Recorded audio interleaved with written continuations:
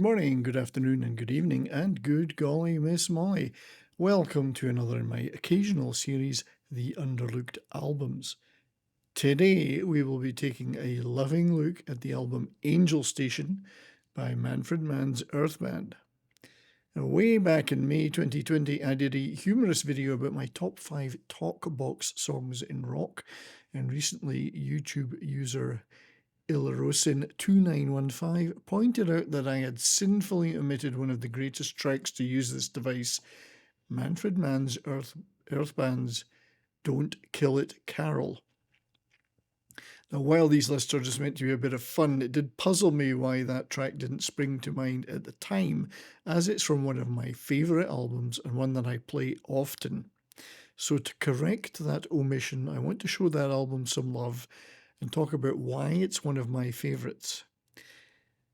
Recorded over a 6-month period in the latter half of 1978 and released on March the 9th, 1979, Angel Station was the 9th album by Manfred Mann's Earthband. Throughout the 1960s, keyboardist Manfred Mann had considerable pop success with his self-titled band, but by the late 1960s yearned to get away from the singles-oriented pop hits and embrace a more progressive rock side, fitting in with the changes of music at that time. After a brief flirtation with jazz rock fusion in Manfred Mann's Chapter 3, he decided, I think rightly, to move back to a less restrictive style which would mix covers of outside artists, which could be released as singles in some cases, alongside more progressive rock material on the albums, allowing for the full expression of the musical talents of the band members. And through the 70s, this paid off with hit singles like covers of Bruce Springsteen's Blinded by the Light, Bob Dylan's The Mighty Quinn, which is a song first covered in the old 60s Manfred Mann days, and Robbie Robertson's Davies on the Road Again, all superb covers. These propelled their parent albums, which often contained interesting musical and thematic concepts. It propelled them to solid chart success, and it gained the band a great reputation alongside excellent live performances. 1978's album Watch was deservedly a big hit, but saw the departure of original drummer Chris Slade and the then guitarist Dave Flett. So alongside keyboard maestro Mann himself, it was a reworked lineup that entered the sessions for Angel Station. Still with the band for what was supposed to be his final album was singer and guitarist Chris Thompson. Now, I've always felt Chris was Manfred Mann's not-so-secret weapon, one of the finest English rock singers ever, as well as an accomplished songwriter. A new weapon in the arsenal of the band was to join for this album Londoner Steve Waller. Waller may not have been a well-known musician to most, but was highly respected in the London circuit, with many top musicians jamming with him and inviting him to play on sessions. So while it may not have been a high-profile addition, it added his virtuoso guitar playing and, importantly, another lead voice, giving 3 distinctive vocal styles to the songs: Thompson, Waller, and Mann himself. Often, all 3 voices are used in individual tracks. He also had a distinctive and very entertaining stage presence, and it's his talkbox use that adorns Don't Kill It Carol. Waller sadly passed away tragically young at the age of 48 in the year 2000. Drummer for this album was Jeff Britton, who had spent time in Paul McCartney's Wings, and continuing in the band as bass player since 1978 was Pat King, who sadly also passed away in 2022. As well as being a great musician, King was an accomplished lighting designer and photographer, and his photograph of Manfred Mann adorns the back cover of the album. The album was produced by experimental composer Anthony Moore, who added guitar, keyboards, and sequencer touches, including the distinctive sequencer through the song You Angel You.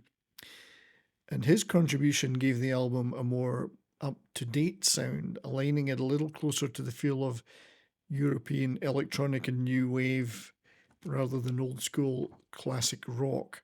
And there's also a touch of Pink Floyd and Peter Gabriel in there too.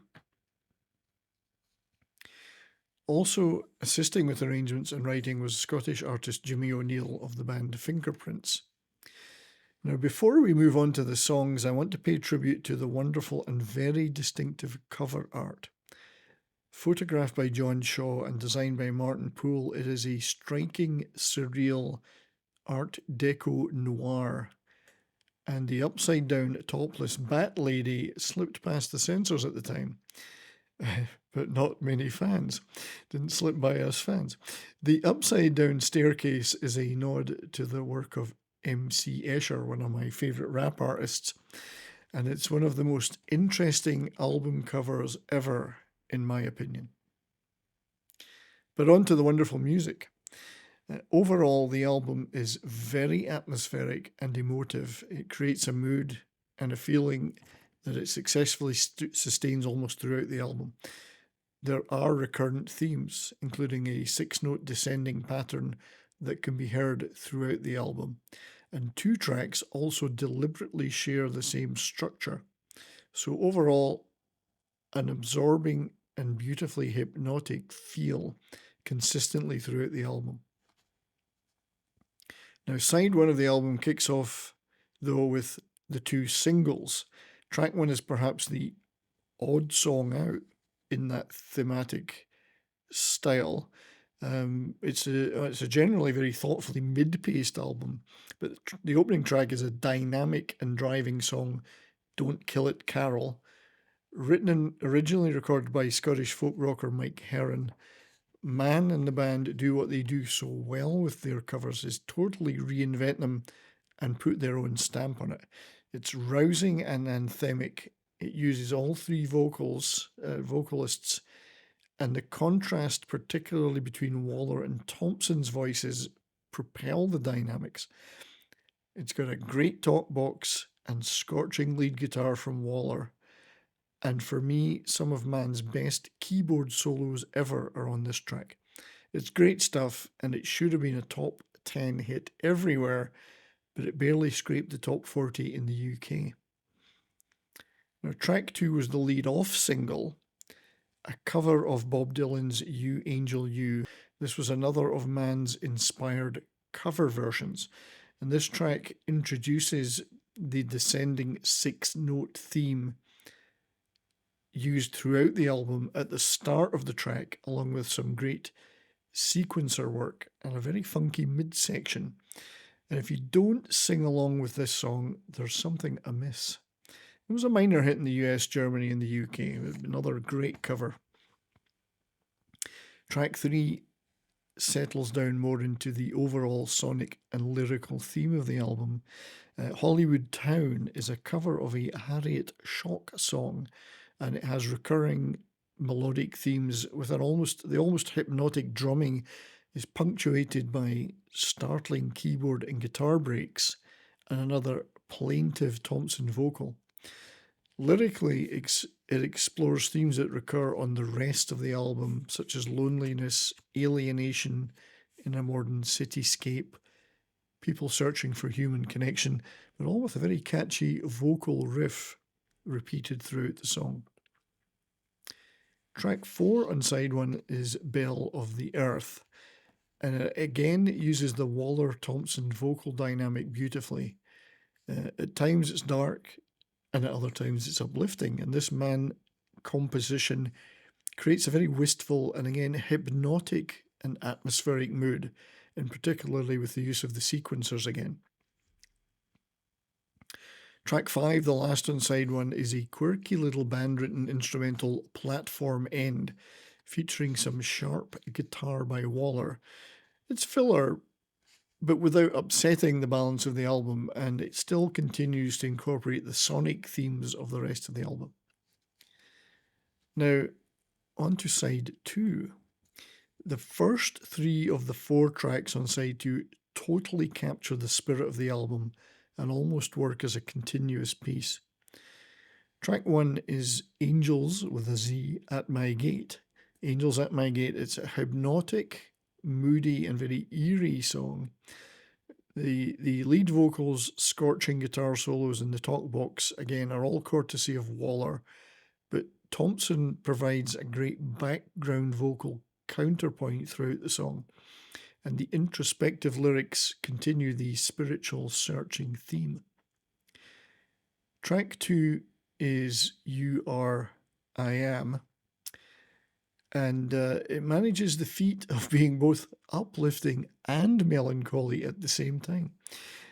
The musical proficiency of the band is on full display in the powerful but again hypnotic track, with some of the repeated descending notes and a sequencer style backing vocal from Diane Birch, providing a very spacey touch. And the song climaxes with a beautiful, lush, keyboard backed outro with great guitar solos from Waller. It's awesome stuff.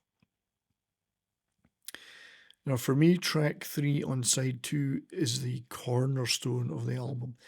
To this day, Waiting for the Rain is one of the best songs Manfred Mann's Earthband ever recorded, and one of my favourite songs of all time. And everything the band set out to accomplish sonically in this album, emotionally and lyrically, is encapsulated in this majestic song. Written by American country rock artist Billy Falcon, it's lush and cinematic and explores those themes of longing and hope. An absolutely beautiful standout track. Atmosphere and feeling abound in the song. Pat King's melodic bass anchors it. Mann's repeated anthemic keyboard refrain lifts it up, and a soaring emotional vocal from Thompson creates a truly emotional and anthemic masterpiece. And to top it all, there is a stunning violin solo by Graham Prescott. It's a true high point for this wonderful band. The final track on side 2 is, by contrast, probably my least favourite track on the album, Resurrection. It's a satirical poke at commercialised I'll say that again, evangelicalism. There you go. I should have just said churchiness, which is not in itself a problem, but it's musically quite simple, especially after the magnificent Waiting for the Rain. It's not the worst track ever, but I just don't feel it fits, and it would have worked better on the following album, Chance. It does feature, however, some very interesting cod chanted backing vocals, though. So, as per the message from Manfred Mann on the back cover, this was meant to be the final album for Chris Thompson with the Earthband, as he was leaving to concentrate on his own band Night. This turned out not to be the case, as he returned for the next album, Chance. However, if he had left, it would have been a fitting end to his brilliant run with the Earthband. In contrast to its timeless quality, the album didn't fare incredibly well on the UK and US charts, but was top 10 in Europe, particularly Germany, Austria, and Scandinavia, where the Earthband continued to be popular to this day. And as for me, I saw the band on the subsequent tour promoting the album, and it was only the third gig I had ever been to, and I'm especially glad I got to see this lineup in action. This is a brilliant album and remains one of my favourites to this day. So thanks very much for watching and listening. I hope you enjoyed this in-depth look at the album Angel Station. If you did, please leave a like and a comment and let me know how you feel about this album and Manfred Mann's Earthband. Till next time, stay well and keep on rockin'.